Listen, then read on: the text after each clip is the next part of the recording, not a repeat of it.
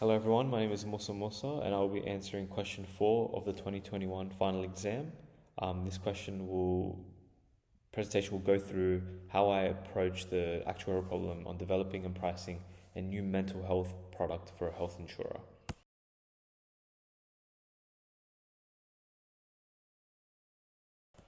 Now, in terms of the first question, it was asked to identify the key factors in determining the premium or the price of the premium.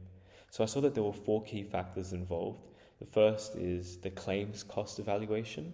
So you have to factor in historical mental health claims data along with demographic factors like age, gender, and employment status, as well as cultural background. All these different factors affect and influence mental health service usage, as well as at what stage within their mental health struggles they actually identified and utilize these services. That'll affect when claims are made, as well as the severity of those claims, particularly as the earlier claims are made, the often less severe and shorter tail they may have in the future. Next, I included operational and acquisition costs.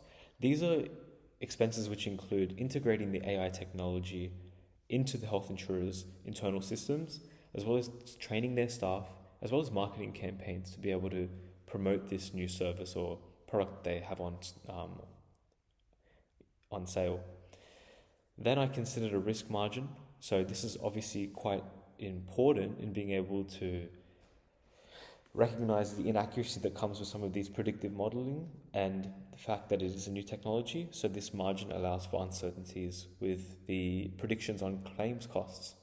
And then finally, I reviewed the competitive landscape and customer affordability nature of this product, making sure that the pricing remains attractive and competitive compared to other insurers who might be providing similar products.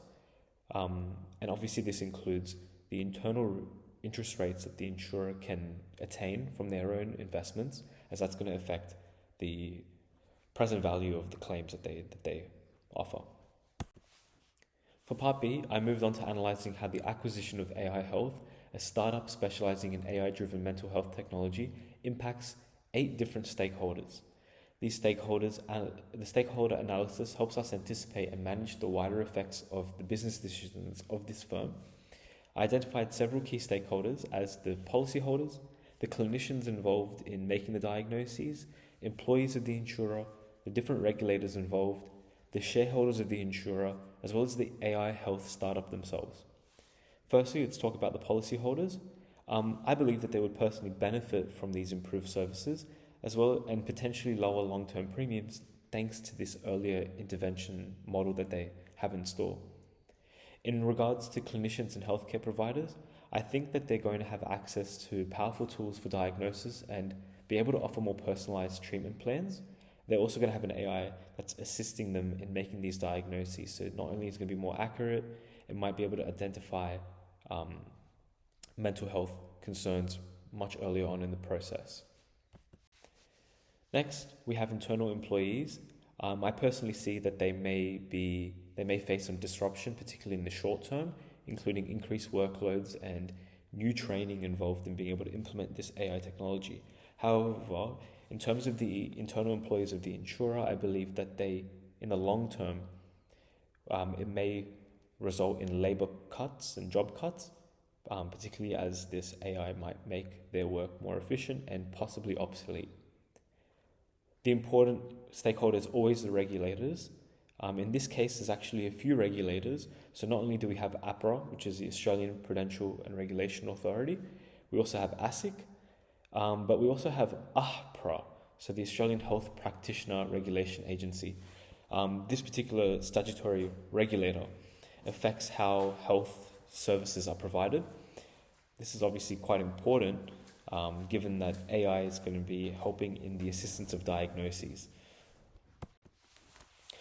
Next, we have shareholders of the insurer. So they may face a short-term acquisition costs, but we see that in the long term, if AI health can be implemented correctly, it creates long-term value creation and therefore improved profitability and possibly competitiveness as well.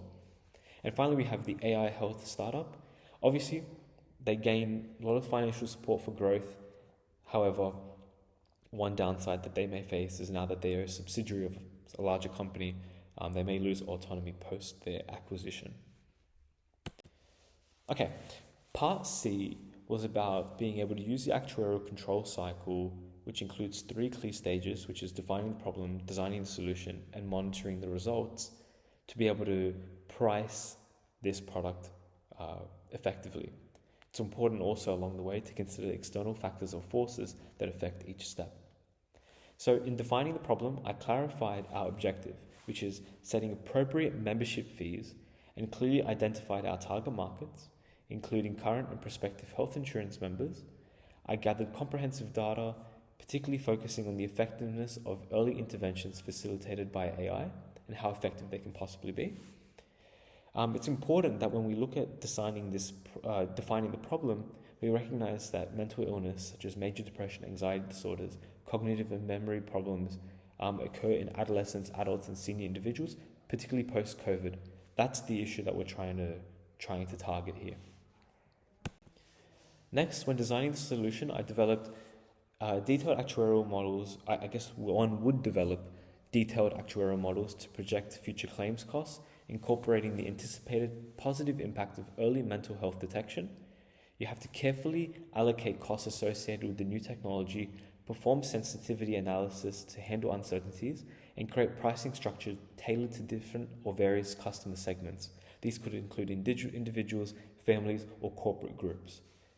It's also important that you consider profit margins, competitive positioning in terms of what the offerings are by competing insurers, as well as assumptions about future economic conditions and how they may affect the pricing within this model.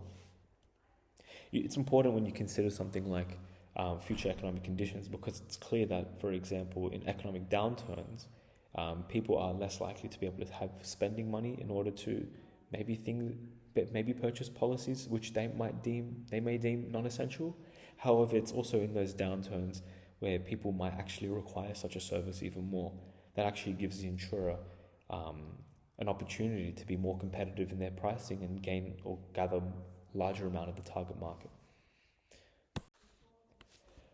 This is just another slide talking about designing the solution, but I've kind of ranted through all my points anyway.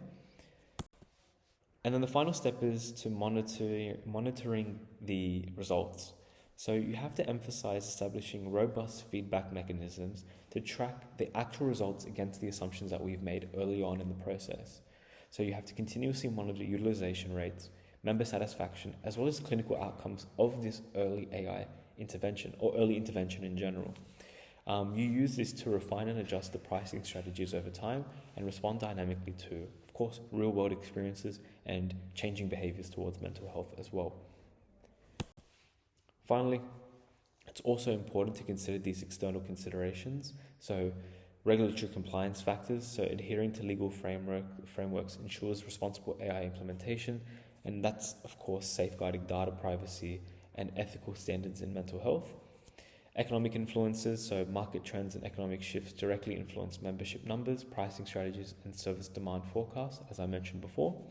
And then strategic market adaptation, so agility and shifting tactics based on external conditions is vital for maintaining competitiveness in an evolving health insurance landscape. So whenever you approach a question, and this is the way I approach the question through the actuarial control cycle, I always think about first, what is actually the problem that we're trying to solve? Which I know that's the first step, define the problem.